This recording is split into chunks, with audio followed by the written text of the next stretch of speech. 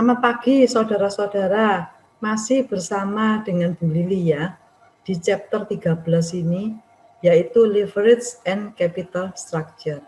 Kita masuk kepada bagian keempat, yaitu Bu Lili akan membahas bagian akhir dari leverage, total leverage.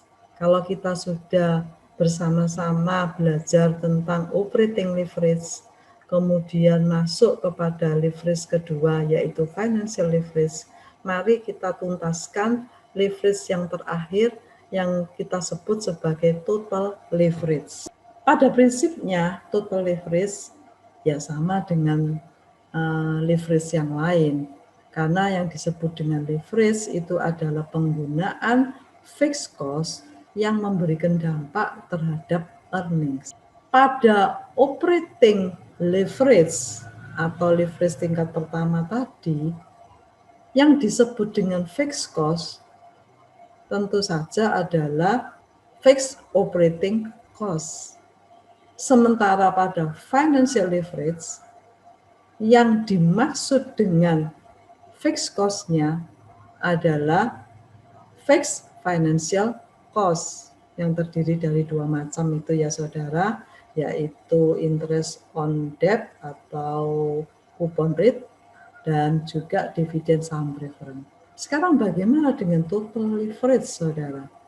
Total leverage itu menggabungkan antara operating leverage dengan financial leverage.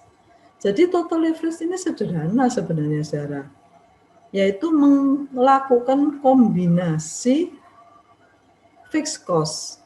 Jadi yang dimaksud fixed cost di total leverage ini adalah baik operating fixed cost maupun financial fixed cost. Jadi seperti ditulis di sini ya, total leverage is the use of fixed cost both operating and financial. Jadi dia menggunakan kedua-duanya, baik fixed operating cost maupun fixed financial cost. Mengapa seperti itu? Karena di dalam total leverage itu ingin melihat bagaimana perubahan dari sales itu mampu menyebabkan perubahan terhadap EPS-nya. Begitu saudara ya. Kita lihatlah saja langsung contohnya untuk total leverage ini. Perusahaan cables itu adalah perusahaan di bidang komputer, cable manufacturer, itu diekspektasi sales-nya bisa mencapai 20.000 unit, di mana harga jual per unitnya pada tahun yang akan datang itu sebesar $5. Ya. Kemudian bagaimana dengan biaya-biayanya untuk kepentingan memproduksi dan menghasilkan komputer ini? Ternyata di sini terlihat operating cost-nya yang terdiri dari variable operating cost adalah sebesar $2 per unit. Sementara fixed operating cost-nya tentu dalam total ya, itu adalah sebesar $10.000. Bagaimana dengan fixed financial cost-nya? Untuk fixed financial cost yang terdiri dari dua macam ya saudara-saudara masih ingat, bunganya $20.000 dan dividen saham preference-nya adalah $12.000. Sementara pajaknya diasumsikan 40% dan lembar saham biasa yang beredar 5.000 lembar saham. Berdasarkan data di slide ini, tentunya kita bisa menghitung yang namanya total leverage. Mari kita lihat perhitungannya. Di tabel 13.7 ini sudah ditunjukkan skemnya secara keseluruhan. Saudara. kita bisa lihat ya saudara, dari sales 20.000 kemudian terjadi peningkatan menjadi 30.000. Berarti kondisinya apa? Favorable. Kondisinya adalah optimistik. Karena terjadi peningkatan sales 50%. Peningkatan sales sebesar 50% itu ternyata mampu meningkatkan nilai EBIT-nya sebesar 60%. Ini yang disebut dengan operating leverage. Fixed cost-nya terdiri dari fixed operating cost tadi yang 10.000 tadi, saudara. Maka kita bisa hitung seberapa tinggi operating leverage untuk perusahaan ini. Ternyata kita hitungkan secara pakai DOL. DOL adalah perubahan dari EBIT dibagi dengan perubahan dari sales. Maka kita bisa dapatkan DOL-nya lebih dari 1. Berarti operating leverage-nya tinggi. Yaitu kita dapatkan angka DOL-nya senilai 1,2. Kita lanjutkan dengan leverage tingkat kedua, yaitu yang kita sebut dengan financial leverage. Pada financial leverage itu adalah perubahan level EBIT yang mengakibatkan adanya perubahan EPS. EBIT mengalami peningkatan dari 50.000 menjadi 80.000. Berarti ada peningkatan sebesar 60%. Kondisinya favorable. Bagaimana dengan EPS-nya?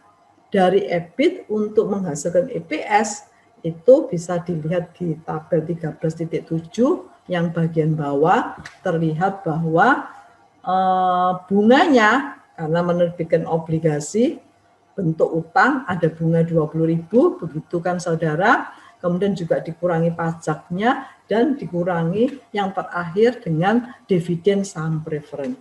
Untuk itu kita bisa mendapatkan earning available for common stockholders yaitu 6.000 terhadap 24.000.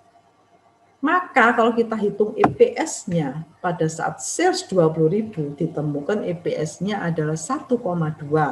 Dibagi 5.000 itu ya 6.000 dibagi 5.000 karena 5.000 itu kan memang outstanding share-nya dari saham biasa. Sementara untuk penjualan 30.000 itu menghasilkan EPS 4,8 dolar. Berarti saudara kita bisa hitung apanya? Kita bisa hitung DFL-nya. Apakah DFL-nya termasuk tinggi atau rendah? Berdasarkan rumus yang kita sudah dapatkan di pertemuan yang sebelumnya, maka DFL itu diperoleh dengan menghitung perubahan EBIT dan perubahan EPS. Jadi DFL adalah persentase perubahan EPS yang disebabkan karena perubahan dari EBIT-nya. Kita temukan 300% terhadap 60%. Ya, jadi EBIT itu baru naik 60%, itu EPS-nya sudah naik luar biasa, saudara. Naiknya sampai 300%, 5 kali lipat. Oleh karena itu DFL-nya tuh very highly, itu kan saudara, sangat tinggi.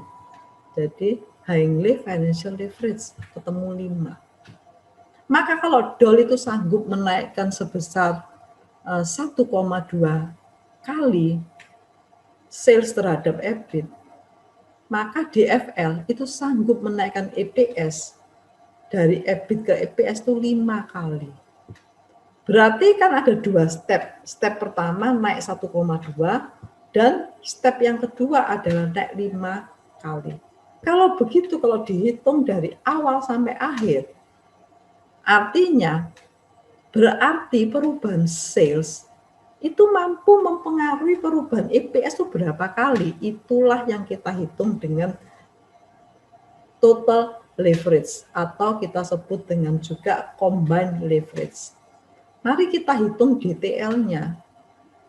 Kalau operating leverage kita hitung DOL, sedangkan financial leverage kita hitung dengan DFL, maka total leverage kita hitung dengan DTL, yaitu persentase perubahan EPS yang disebabkan karena adanya persentase perubahan dari sales.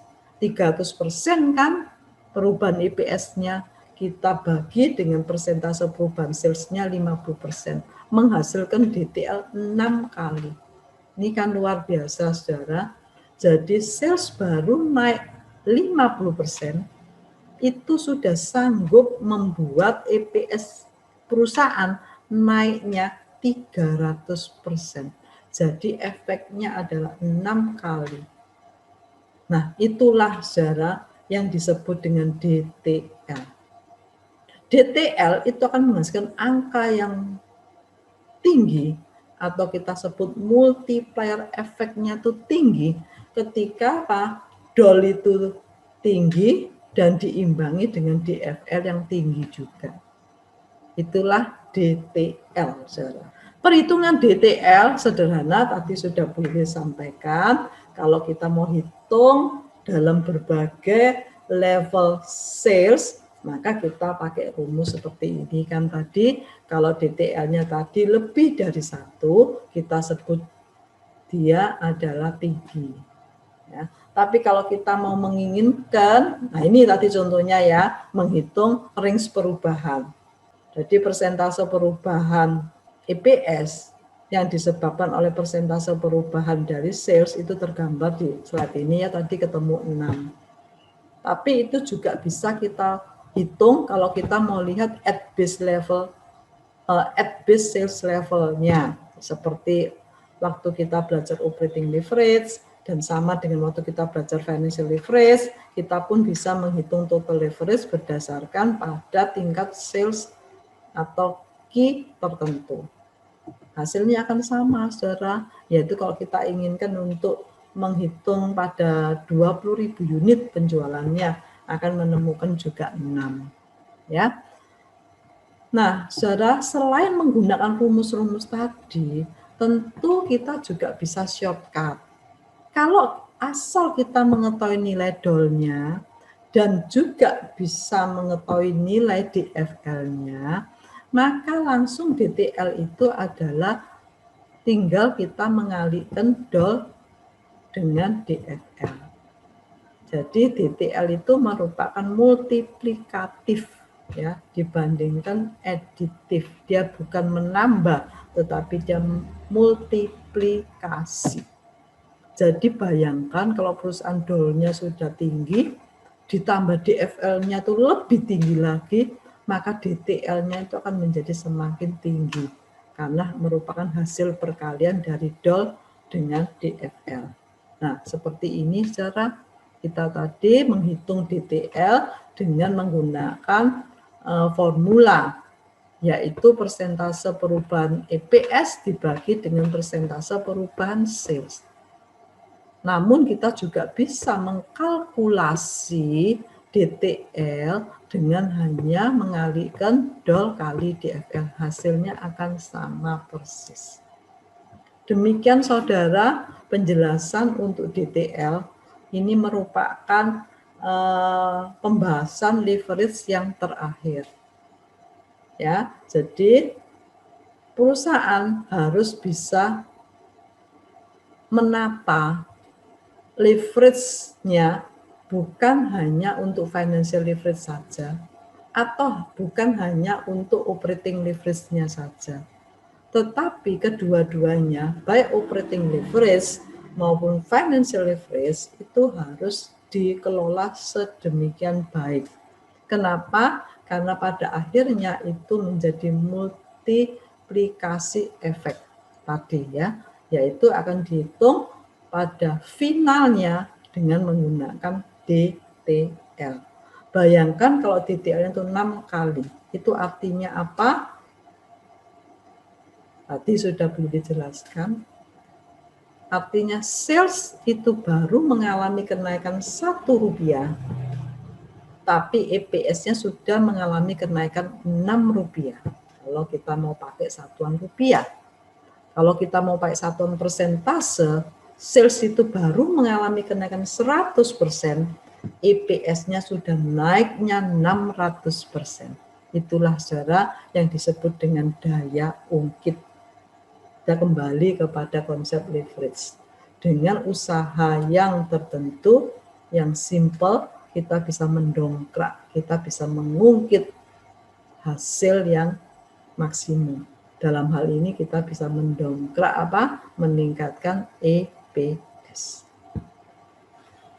Demikian, semoga penjelasan ini bisa membuat para mahasiswa memahami mengapa leverage itu topik yang sangat penting di dalam manajemen keuangan. Selamat pagi, semoga bermanfaat.